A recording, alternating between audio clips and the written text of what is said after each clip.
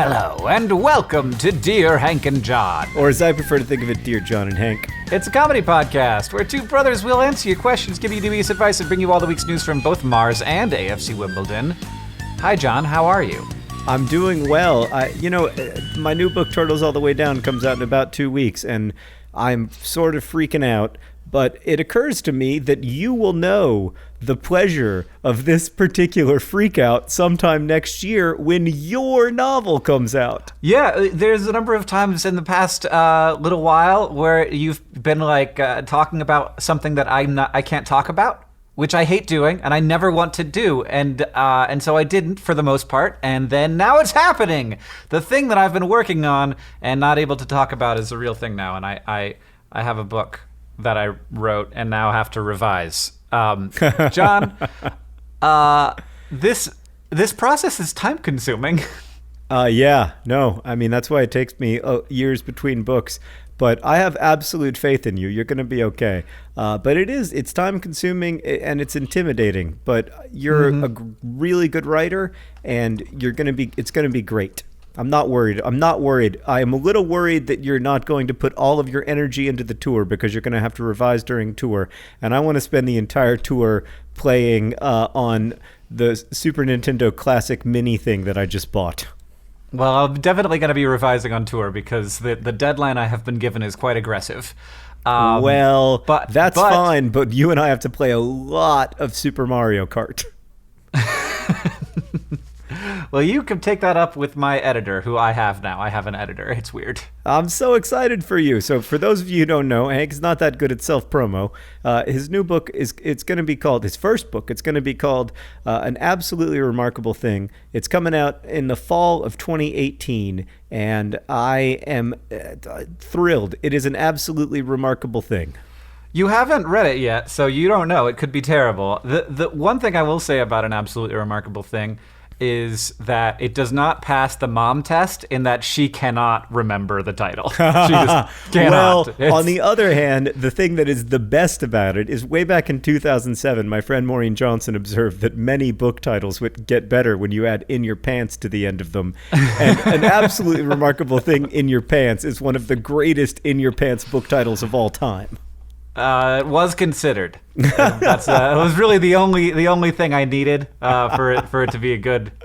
That's all I was hoping for. I kind of wanted it to spell out fart, but I gave up on that goal, and so just got art instead. Oh man. Well, I'm really thrilled for you and really proud of you, and I guess it remains to be seen which green brother will rule the roost of publishing, but I am really excited for you. I really now regret not finding a way to make the acronym FART.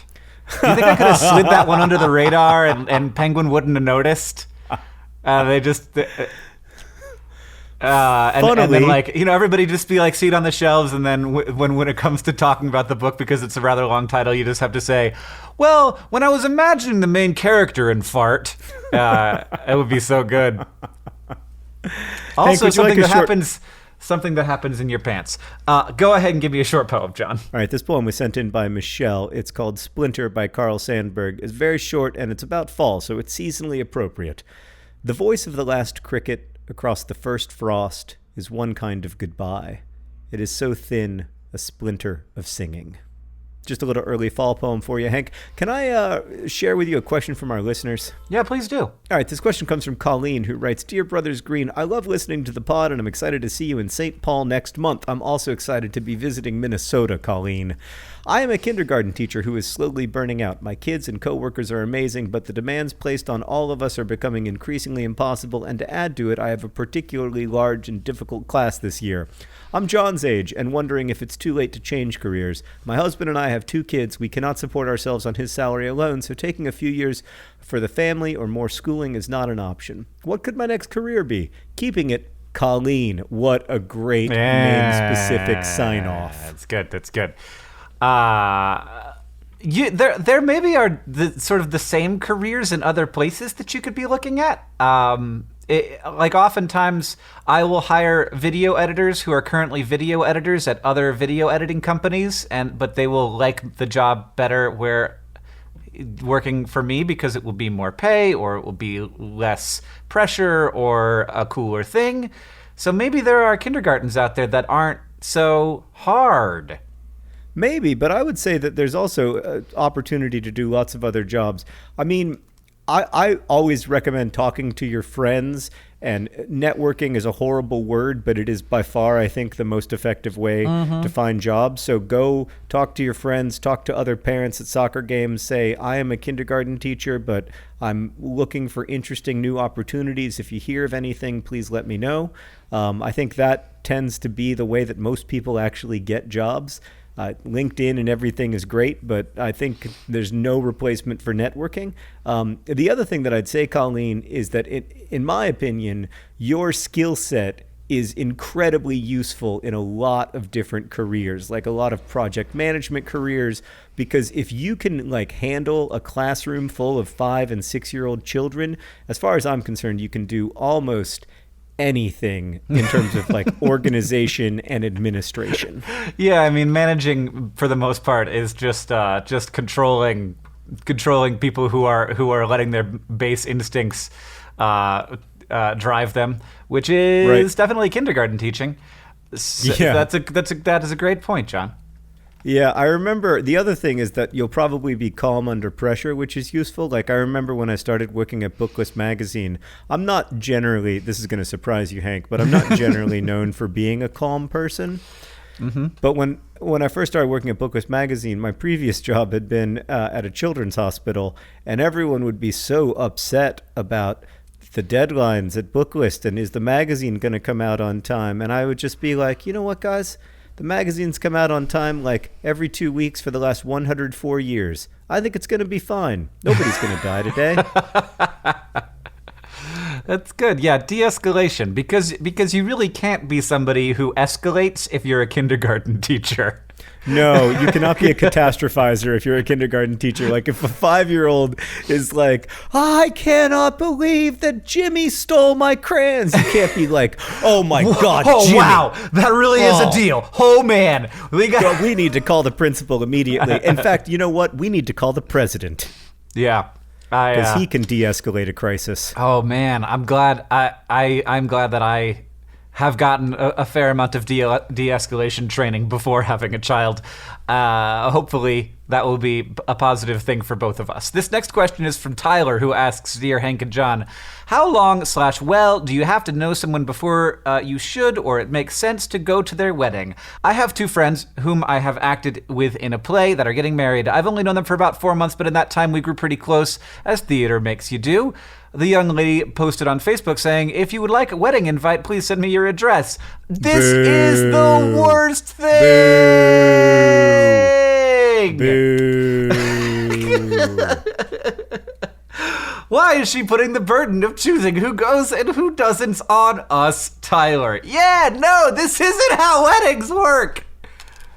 Well, also, is there, can I look up her Facebook and ask for an invite to the wedding? Because I don't mind, as long as there's an open bar, I don't mind spending a Saturday afternoon with strangers. What in the sweet name of hell is this? I mean, just when I thought that I understood the brave new world of internet discourse, suddenly... what? Huh? I don't know. Tyler. No, Tyler, back away. Just walk slowly away from this situation. Delete your Facebook and just try to reset your life. Yeah. Spend a little time in the woods. Oh man, that's just way too much. What? Does this person like everyone who follows them on Facebook enough for them to come to their wedding? Because that is not how I feel about everyone who follows me on my Facebook.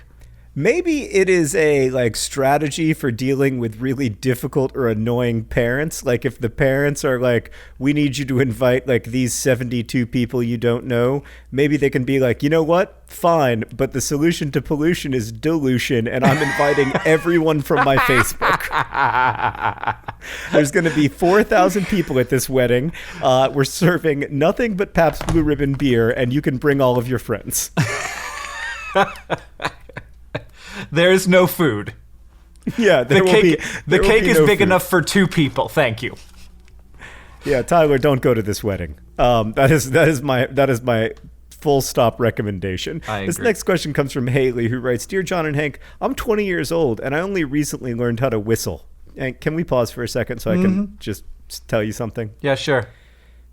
I don't know if I've told you this before, but to get Willie inside when he's outside, Sarah and I whistle. We say to get him inside. That's the whistle to get Willie inside. And Henry and Alice don't know how to whistle, but they also like to get Willie inside. So what they say when they want to get Willie inside is this. Arrup. That's cute. It's so cute. It melts me. Every time it melts me. Oh. It's like when Alice says I'm upside down when she's right side up and says I'm right side up when she's upside down. Like, it's so freaking cute. All of this is in front of you. I can't wait. Anyway, Haley has just learned how to whistle. Congratulations, Haley. I'm happy that I can finally whistle, but now I find myself with a serious problem. I can't stop whistling. This is a serious problem. Oh, it's a crisis for everyone around you. Maybe it's because I feel like I have 20 whistleless years to make up for, or maybe I'm just practicing now that I'm addicted to it. This wouldn't be a big deal, but I live with a roommate in a studio apartment. Oh, wow. And I think I'm driving her crazy with all the whistling. Oh, you don't need to think, Haley. You need to stop the whistling. How can I stop whistling and move on with my life? Best whistles, Haley. That's a fantastic sign off. Best whistles. Oh my God, it all got worth it at the end there. It paid off big time. So, Hank, in addition to being, as you know, a really great singer, I am also an off-key whistler. Like, I also can't whistle correctly. Yeah, I'm not great at whistling either. I have a couple of friends who are like super high quality, like you should be a professional whistlers. Yeah. That is not me.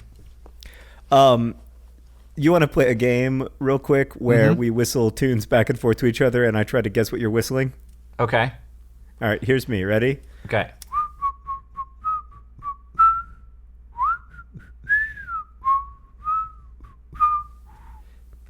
Anything? Yeah. Dock of the Bay. Is it Dock of the Bay? Sitting on the dock of the bay. Yeah. Otis Redding. Exactly. Now you bring me one. All right. It's got to be something I recognize. Remember, I only know about 7 songs. Okay.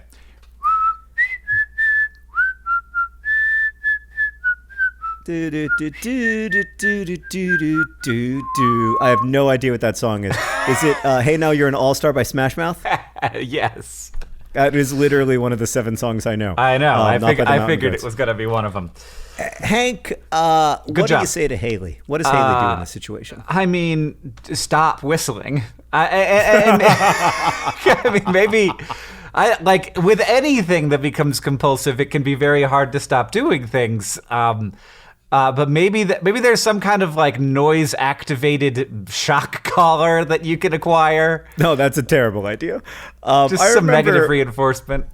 My first ever therapist, when I described like the experience of these like obsessive thought spirals that I would fall into, I remember my first ever therapist said, and I'm quoting directly, "You need to stop thinking like that." It's really good. And I was like, oh yeah, no, thanks for that helpful advice. Obviously, Haley wishes that she lived in a world in which she wasn't whistling so much. Here's my advice, Haley. I wonder if you can whistle to yourself, like whistle silently the way that you like talk to yourself. I wonder if you could practice some self-whistling. I do that with talking a lot, and Catherine will sometimes be like, "What are you doing?" And I will just, my mouth will be moving very smallly. And oh yeah, I do that a lot. It's weird. I do that especially when I'm writing a Vlogbrothers video in my head. Yeah. And Sarah will be like, "Are you talking?" And I'll be like, "Not exactly." I'm just being real weird. Oh man, it's part of the process. Speaking of real weird, we've got a question from Jethro, who writes, "Dear John and Hank, when I open my mouth, photons get in. Now, the photons have no mass, so they don't cause me to gain weight or anything. My question is, what happens to the photons when I close my mouth? Do they all get out in the last moment before it shuts, or do some get trapped in there and bounce around until I next open my mouth? Flotsam and jetsam." Man. Jethro. Oh man, I love it so much, Jethro. This is super good. I can tell you actually what happens to them. That's what I want to know. Okay. I feel like I feel like that magic of feeling as if they're just bouncing around in there waiting to fly out when you open your mouth again. That's too beautiful. I don't want to ruin it. But a photon, when it hits something, will either be absorbed or it will reflect. And so a very small amount of them will reflect, but then they will reflect and hit something else very soon afterward. They're moving at the speed of light, so it's going to happen very quickly. And within, an imperceptible amount of time after you close your mouth, they will have all been absorbed by the tissues in your mouth. And your mouth will be slightly warmer. So there's that, probably. But yeah, they won't be there when you open your mouth again, unless you could open your mouth really fast. Really fast. It's really way faster. Then you which can. is why when you close a door, all the photons, they just they get absorbed by the room and stop bouncing around. Even if you're in a room made of mirrors, that happens because the mirrors aren't perfect. Basically, we're all made out of light. We're all made out of energy if you want to be beautiful about it. Yeah, I don't know. It feels like a reach. It feels like one of those early John Green novel science reaches. We're definitely not all made of light. I can tell you that. This next question comes from Nicole, who writes, "Dear John and Hank, during this year's Project for Awesome, I purchased the Nerdfighter Pen Pal perk. To make a long story short, the 2 pen pals I was placed with never responded after the initial message. The fantastic team at Project for Awesome were very kind to me, but said that no one else has had this situation occur, so they were placing me on a list in case this happens to anyone else, but it's been several months, and I'm beginning to lose hope. I'm hoping if you read this email, someone will reach out to be my Nerdfighter Pen Pal. Best wishes, Nicole." All right, Nicole, here's the deal. We're gonna have applications to be your pen pal. No, wait, we're not doing that. That sounds like work. All right, Nicole, here's the deal. You know Colleen from earlier, the kindergarten teacher who's looking to find a new career? She doesn't know this, but she is your new pen pal. Oh, it happened. The good news is that you, Nicole, now it is your job to get Colleen a new job. So right. Well, also we're closing the loop on this. We're gonna hook you up with Haley as well, and you can talk with her, and you will not be able to hear her whistle, which is excellent news for you because it's a pen pal situation. Hopefully, Haley won't write out her whistlings. Colleen and Haley, if you don't want to be Nicole's pen pal, don't worry. Her previous 2 pen pals also rejected her, so I'm sure her heart won't be broken or anything.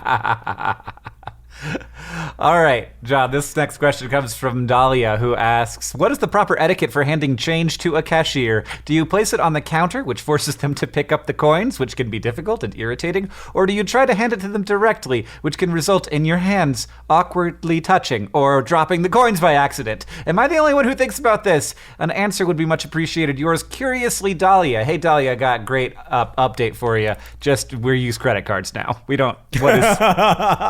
Not always. I mean, so when I worked at Steak and Shake, it was a cash-only business, astonishingly.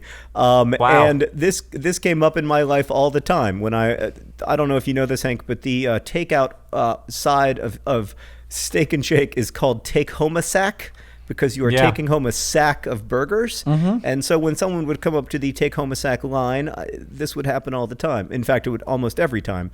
And in my experience, I would much rather...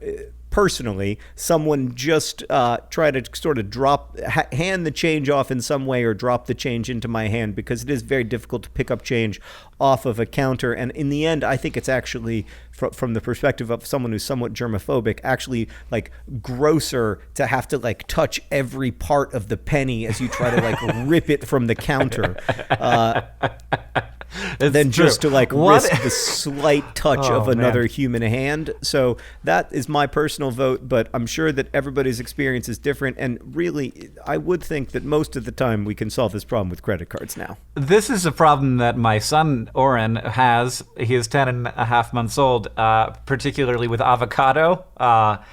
Sure. Man, getting him to pick a piece of avocado up off the counter it's so frustrating to watch, and he's just he's concentrating, and he's got his fingers on it, and he's pulling it, and it sticks, and he just slides off, and it's still there on the freaking thing in front of his high chair, and he's just like, why can't I get this avocado into my hand? Oh, that was so sticky, the surface tension. It's hard to be a baby. I wonder how old I was when I first ate an avocado, because I was definitely older than Oren is now. Oh man, yeah. Like, when did avocados happen? I feel like I did not encounter an avocado until college, and all of these young people these days don't know what life was like. They don't understand. Like Steak and Shake didn't take credit cards, and avocados didn't exist. It was a hard life for us. We walked uphill to school both ways. It was very difficult. Did I ever tell you, by the way, that Sarah's grandfather was an avocado farmer in California? No. It's true. It's true. Not the kind of avocados that we most commonly eat these days here in the United States. But he was an avocado farmer, and you still occasionally see his name on avocados. Can you say avocado again for me, John? Well, now I can't, because now I've become suddenly tremendously self-conscious. Do I say avocado weird? You say avocado like you are very American. Well, how do British people say avocado? Rosianna, how do you say avocado? Avocado. That's my imitation of Rosianna saying avocado. Avocado. I mean, what is it like to treat words so generously as English people treat them? It's like every word they say, it's like they're trying to like give the word a hug and make sure that its feelings don't get hurt. Do you know avocados in America used to be called avocado pears, which is just because they're pear-shaped? But like, why? But they don't say that, because people are going to be very confused when they crack open why they this. Didn't catch on for decades. Just like people take a bite out of it. They're like this. And they'd crack open an avocado pear and be like, "This doesn't taste like a pear at all. Something very bad has happened to this pear." All right, Hank. Let's get to another question from our listeners. This one comes from Allison, who writes, "Hi, John and Hank. I find myself in year 3 of graduate school, working a full-time, low-paying internship, writing a thesis, and working on a grant. I haven't made it in my career yet, and I already feel burned out. The two of you seem to do it all, even while maintaining relationships and time with your families. How do you keep yourselves from burning out? How do you keep going when you're just tired, overworked, and underpaid?" Allison. I think the much more important question Allison should be asking is, how do John and Hank make it appear that they don't get burned out? Because the fact that you don't think that we do is a win as far as I can tell. But yeah, there are definitely times when I feel like I'm failing at one or the other of those things, that I'm concentrating too much on one and it's hurting the other, or that I'm just really done. I'm just done with one of the things that I'm working on, and I have to keep doing it because it's a responsibility that I have and that I've signed up for, and people are relying on me. I cannot tell you in our real lives how often Hank says to me or I say to him that we feel like we're doing all of our jobs badly.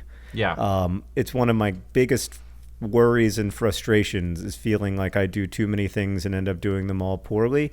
And but I also have just a tremendous amount of support that you probably don't have, working in graduate school and working at your full-time job and trying to write a thesis and also trying to get grant money so that you can continue to do the work that you want to do. Like, that is a lot to take on in a life. And I think I find it helpful to sometimes just to say, like, okay, well, the reason I feel overworked and stressed out and like I'm pressed past the limit is that I am. Like, that's real. It's not that you know, I'm some tremendous failure because I can't do stuff. It's because it's real. And I also, the other thing I'd say is that, honestly, because Hank is my brother and Hank is the most productive, relentless person I have ever met, and I am in complete awe of his ability to just do thing after thing after thing and do them all well. Like, I also know the feeling of like looking at other people and just feeling like I can't do that. And sometimes that's also okay. I think it's okay to just be like, I can't do all this other stuff, even if other people can do it. I can't. And accepting your own limitations and being able to kind of work within your own strengths and weaknesses, I think, is kind of the key to long-term sustainable workloads. Yeah, and the only reason I feel like I've been able to do like an abnormally large amount of sort of individual activities is because one, I find them all very enjoyable, and I kind of often don't have to do them when I stop finding them enjoyable, because I can find people who will help me keep those things working and alive after I have gotten burned out on them, or I will sort of catch my burnout early and find ways to have people who support me and support those things after I feel like I can't do them. And so that's an amazing place of privilege to be able to, like, when something is getting to be too much or when I'm just like over it, I can find people who have that passion that I don't have at the moment, and then come back to it when my passion is back. Yeah, no, that is a huge privilege for sure. I got another question. It's from Kate. Dear Brothers Green, I currently have a pimple located right at the base of my nostril, and even brushing a finger against it causes instant pain and death. Why does this particular zit hurt so much, and how do I get rid of it? I would appreciate any dubious advice, as I would like to be able to wash my face again like a normal person. Acne and artichokes, Kate. John. Nose stuff. Man, I tell you what, I looked this up, John. Nose pain is some of the worst pain that you can have on your body, weirdly. There was a man recently who decided he wanted to know where it hurt the most on his body to get stung by a bee. And so he stung himself with a bee every day for a month on different parts of his body. In fact, twice a day, because he did a test sting on his forearm so he could be like, okay, this is how much the base level of pain is. And then I will sting myself on another part of my body to know how much worse than forearm bee sting that is. And do you want to know where on his whole body, because he stung himself everywhere, it hurt the worst? Was it the nose? It was the nose. And yes, he did sting himself on his penis, and it hurt less than getting stung on the nose. In fact, it was not even really, like, it was, close to the top, but penis sting was, like, just as bad as, like, armpit sting or, like, palm of the hand sting. It was like a 7. The nose was a 9. Like the nostril and like around the lip area was the worst area to get stung by a bee. And I feel this so hard because I get nose zits on the inside of my nose sometimes, and they hurt so bad. It hurts so bad. So bad. So I completely agree, but I if you don't mind, I would like to ask you to just roll back the tape a little bit. What? Why? Hey, we wanted to know. When? Science. Who? You can't give me like 1/5 of this news story and not fill in the blanks. Who is this person? Why did they choose to do this? Don't tell me for science, because for science you need a much larger sample size. Well, I mean, I don't think you're going to get a much larger sample size is the thing. First off, in my experience, what you need in this situation, above all, because there is no solution that I know of to the nose zit, is empathy. You need people in your life who care about you and understand how terrible a nose zit is. And that is why, Kate, I am going to be introducing you to Nicole C. And you guys are going to be pen pals. That's right, Kate. You're going to be pen pals with Nicole C., whether you like it or not. And remember, she has been dumped by 2 pen pals, so don't dump her. Okay, Hank, what is going on? Who did this? His name's Michael Smith. He is. No, it isn't. It is. No, it isn't. That is a completely fake name, as anybody who intentionally stung themselves on the penis with a bee would do. He has created a fake name. I mean, no. I'm at the Cornell graduate students page right now. I've just clicked on a picture of Michael Smith. Research. I'm interested in how honeybee workers sense the size of their colony and how they make the switch from investing in survival/growth to reproduction. I spend lots of time counting bees and looking at drone comb. It does not mention the fact that he stung himself on the penis with a bee, and apparently stung himself a total of 190 times over 38 days, and calibrated his experiments with a single sting on the forearm every time. I mean, it's one of those Batman things, like it's the hero we need. Yeah, so the nose was a 9 out of 10. The lips was an 8.7 out of 10. Interesting that he got that granular with it, that there was a 0.7 going on. His penis came in at 7.3. Testicles, a mere 7. Tying for 4th with the cheek, the palm, and the armpit. I mean, I am grateful to know this information so that if I ever get stung in the nose by a bee, I will at least be able to comfort myself by saying, well, Michael Smith did say this was the worst. And he knows. He says at the end of this article in National Geographic, I didn't see a lot of merit in repeating this with more subjects. So he's not going to go any deeper with the research, it looks like. So but it's not nothing. He addressed my concern about sample size head on, which I appreciate. Thank you, Michael. In fact, that reminds me that today's podcast is brought to you by Michael Smith. Michael Smith, the surprisingly generous soul who agreed to be stung by a bee 190 times. The podcast is also additionally brought to you by the solution to pollution, which is dilution. Dilution. Just invite everyone to your wedding so you don't have to hang out with your parents' weird friends. And today's podcast is brought to you by the photons in your mouth. The photons in your mouth, they're going to stay there. And finally, well, not technically, but whatever. And finally, this podcast is brought to you by avocado pears. Just take a big old bite. Don't even think about what might be inside of there or whether that skin is definitely not to be eaten. Just yum, yum, yum. All right. We also have an actual sponsor for today, which is Audible. Did you know, Hank, that you can go to audible.com/DearHank or audible.com/DearJohn and get a free audiobook with a 30-day trial, and that among the free audiobooks you can get in that deal are The Fault in Our Stars, my most recent novel. Yeah. Turtles All the Way Down. You can pre-order it. It comes out in 2 weeks. Or Looking for Alaska, my first novel, or any of my books.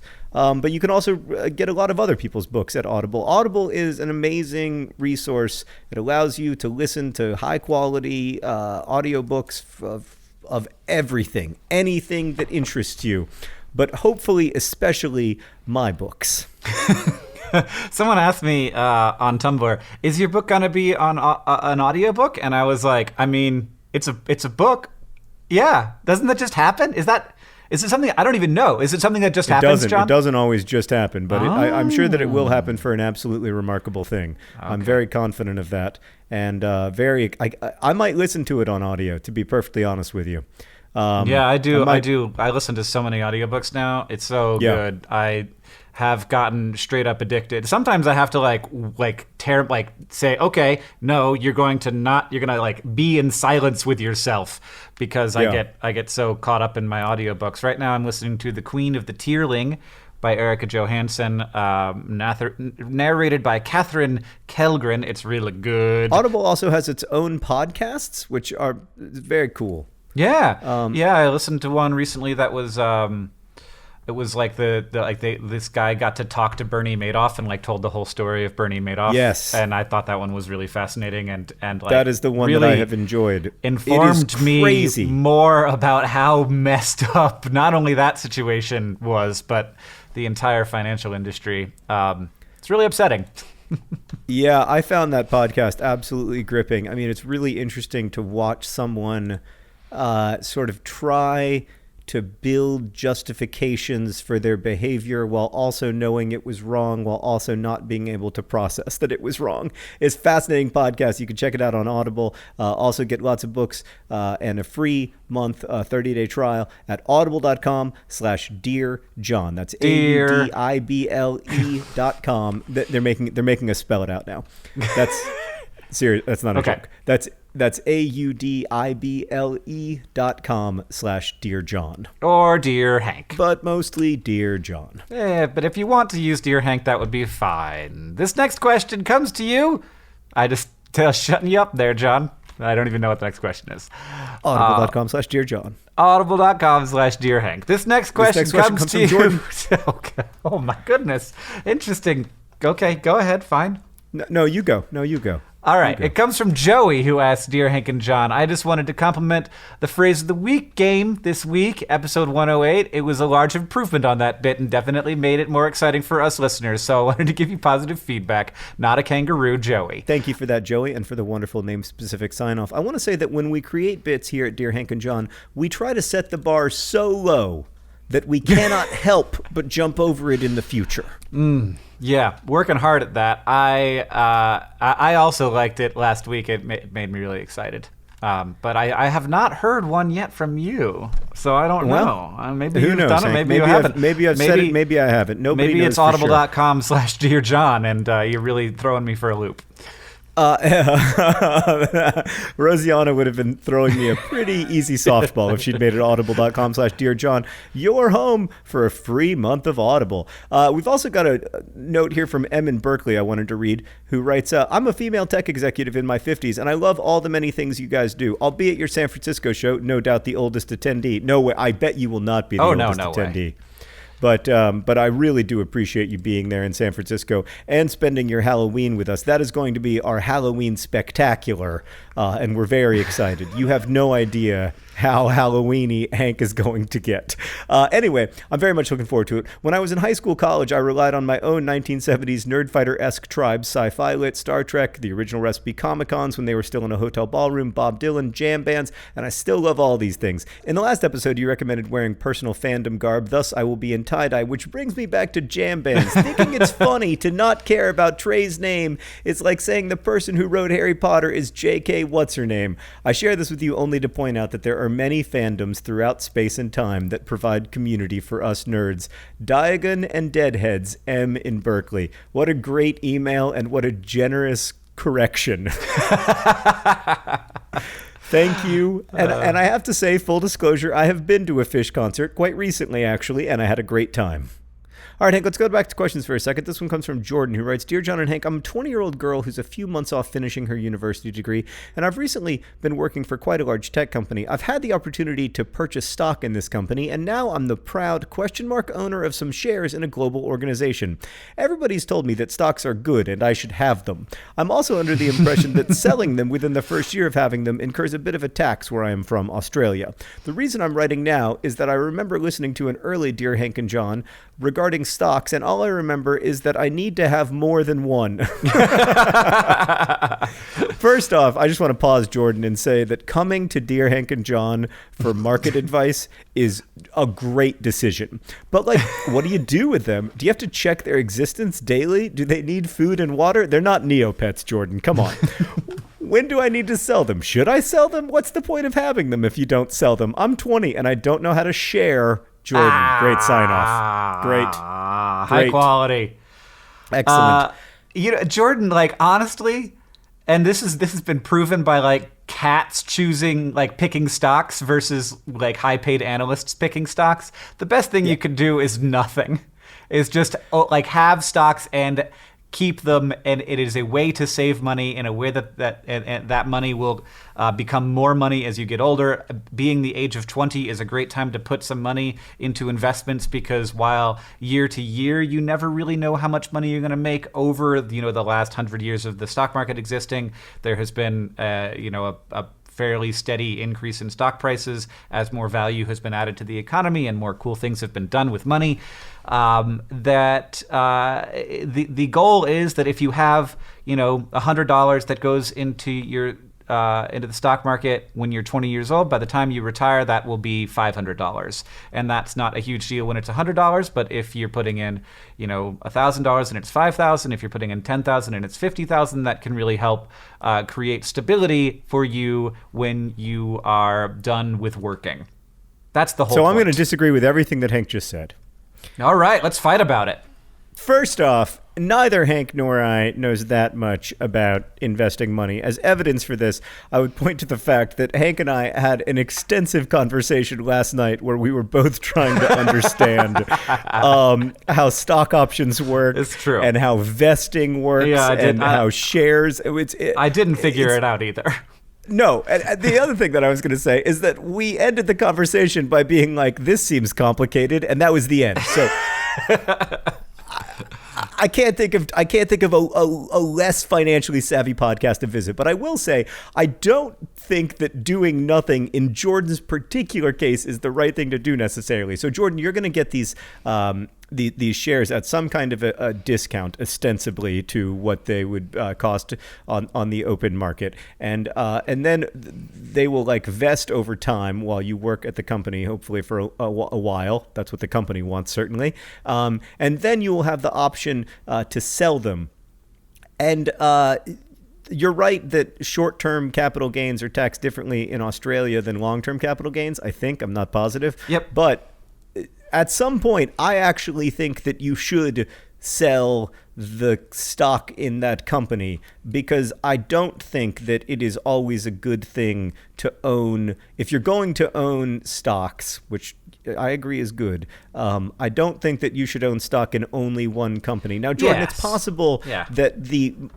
corporate behemoth you work for is so big that it cannot fail. But even very large banks in America that were deemed too big to fail, and indeed were not allowed to fail by the government, still saw their share prices reduced by like 80, 90% in the stock market crash of 2008. So at some point, I would recommend selling that stock and just buying what's called an index fund, or some vehicle through which you can own a lot of stocks at the same time. So an index fund is basically just, you would own all the companies in Australia, or all the companies that do business in Australia, instead of just one. And your $100 would be kind of split among all of those companies instead of just at the one. I'm going to assume it's Google, but Yes, John is right. You do not want to put all of your eggs in one basket, obviously. But it's great that you have an opportunity to have the stock now and to maybe have a piece of the organization that you're working for. But once there's a good time for you to sell that, or invest in other stocks so that you can have a more diverse portfolio, or just buy an index fund, which has been proven for the most part to be much better than trying to pick individual stocks. And the index fund is just like, if you're in America, you just buy the whole S&P 500, and when that goes up, your stocks go up. When that goes down, your investment goes down, and over time, the S&P tends to go up. Unless there's a global catastrophe, and then it happened, and money doesn't matter anyway. Right. Then we're just going to be burning our dollars to stay warm. But Jordan, the only thing that I would ask in exchange for this high-quality financial advice is that you write us and you explain to us how like vesting and all that and stock options work, because we're a little confused. All right, Hank, before we get to the news from Mars and AFC Wimbledon, I want to share this email from Colleen, who wrote in to say, "Dear John and Hank, on your most recent episode, John mentioned that Hot Springs, Arkansas was the best town name in the state. Personally, I'm from Eureka Springs. No hard feelings. Interstate rivalries aside, John, allow me to introduce you to Greasy Corner, Arkansas, Wiener, Arkansas, Monkey Run, Arkansas, and Toadsuck, Arkansas." So I officially rescind my position that Hot Springs, Arkansas is the best town name. Obviously, Toadsuck, Arkansas takes the cake. I mean, I need a shirt from Toadsuck, Arkansas, so bad. Get it to me. We had a lot of really good name-specific sign-offs that came in. America, whose name is America, name-specific sign-off, God bless America. Also, maybe my favorite that I have seen, maybe ever, is from Ruth, who signs off, "You can't handle the Ruth." My favorite is actually from Tori, which is the best one I've ever seen. She signs off, "Who lives, who dies, who tells? Yours, Tori." Oh, I didn't get it until you said it out loud. Oh, God, it's a winner. It's a winner. Good stuff. Man, what a time to be alive. Hank, what's the news from Mars this week? Well, a bunch of people, 8 of them, I think, spent 8 months hanging out on the side of a volcano in Hawaii, never venturing outside of their habitat without spacesuits on, living only with each other, and doing their best to get along and to make that relationship work for science, so that NASA can better understand how people will get along on long missions with a small number of people, ideally going to Mars. And this is a big deal because there have been times when astronauts in space have been like, "This is terrible, and we're gonna basically mutiny." It only happened one time, and they said to NASA, "We're gonna stop working until you change our work hours." And it was like a space strike, which is, either a labor movement or it's illegally taking over a space station, which, depending on your perspective.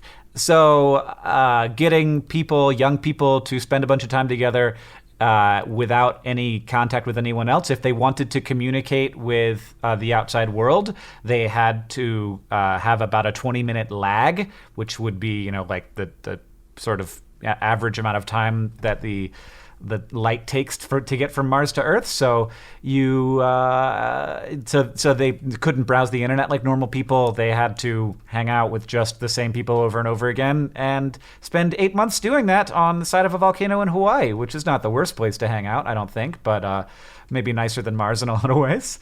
But how did it go? It went fine. They all did well. I'm sure that there will be research papers published about it. But in general, these things, when they're done explicitly for the science, you don't really know that much about it until all the papers have time to get written and peer reviewed and stuff. But they're home now and get to be on the internet like normal people, and I'm sure are regretting it. Well, I'm sure the first thing that they did upon leaving their fake Mars was tune in to Dear Hank and John. So, hello, former Martians. Thank you for your service. Yes. Well, Hank, the news from AFC Wimbledon is, wait for it, good? Ooh. AFC Wimbledon went to Blackburn Rovers, an away game against one of the better teams in League One. In fact, Blackburn Rovers once won the Premier League, and everyone felt very strongly that AFC Wimbledon would lose that game, because that has sort of been a bit of the trend line for the first 6 games of the season. But no, Blackburn Rovers lost the game. AFC Wimbledon won the game. Check it out. Can you imagine that? AFC Wimbledon won 1-0, bringing their total goal scoring for the season up to, if I'm not mistaken, 4? Yeah. So a 1-0 victory. And then in the past, as you are listening to this, but in the future, as I am reporting it, AFC Wimbledon on September 22nd play the franchise currently plying its trade in Milton Keynes. It's obviously a huge game. No getting around it. It's the rivalry that shouldn't be but is, and we'll see. I mean, I will be watching the game live on the iFollow AFC Wimbledon app. Now it is cool. Now that there's some problems with the app, it's not perfect, but it is really cool that you can watch live streaming video of Wimbledon playing. And this game, I am glad that I will not be there in real life, because I'm sure it will be tense and upsetting. But hopefully it will be tense and upsetting and also thrilling, and we will win. That is kind of my big hope. I really, really want to win that game. I also have that same hope for you, John. Are things going better for a particular reason, or is it just the luck of the dice in Well, I mean, defensively, Wimbledon have been very solid this season. They've scored fewer goals than almost any other team. Actually, they've scored the fewest goals in League One. But they also have one of the best defensive records in League One. They've only given up 8 goals, which I think would put them like 7th or 8th in the table if games were only calculated by how many goals are scored on you. So I think the struggle for Wimbledon is going to be where the goals are going to come from without Tom Elliott and without Adebayo Akinfenwa. And we're starting to see a little more energy. The game before that, AFC Wimbledon drew, but they were creating a lot of offensive chances. So the Dons are currently 16th in the table, which means that they are 4 spots north of the relegation zone, right where we like it. All right. Good job, AFC Wimbledon. John, is it now the time where we guess each other's phrases of the week? It is. It is the time where we guess each other's phrases of the week. All right. Do you want to try and guess mine? I do, but I have no idea what it is. Oh no! I don't even know if I have a guess. Let me look. Let me think if I have a guess. Hank, was your phrase of the week the front door? No, it was not. Did I even say the front door? I mean, Probably I feel like not. What was your phrase of the week? This was exceptionally easy to hide, and also we had a great moment for it. It was, don't put all your eggs in one basket. Oh wow! Yeah, you did. We got hide a stock that very market question. Yeah, you did hide that very effectively. What was my phrase of the week? I'm gonna guess the solution to pollution is dilution. I mean, it would have been a great phrase of the week, but my phrase of the week was rule the roost. Rule the roost.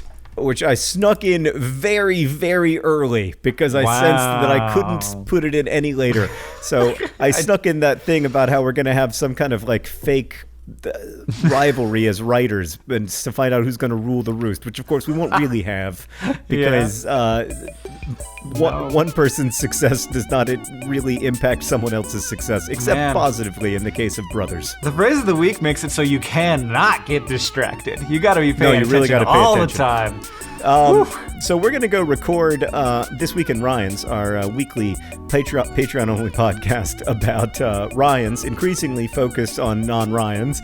And but thank you for listening, and thanks to everybody for sending in their questions. We're sorry about all the questions we don't answer. And Hank, thank you for podding with me.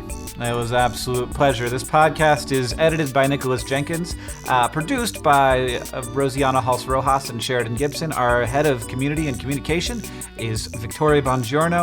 The theme music that you're hearing is by the great Gunnarolla. If you want to email us your questions, you could do that at hankandjohn@gmail.com. We're also Hank Green on Twitter and John Green on Twitter. You can find us that place and also other places on the internet. Thank you so much for listening. Thanks for podding with me. And as they say in our hometown, don't forget to be awesome.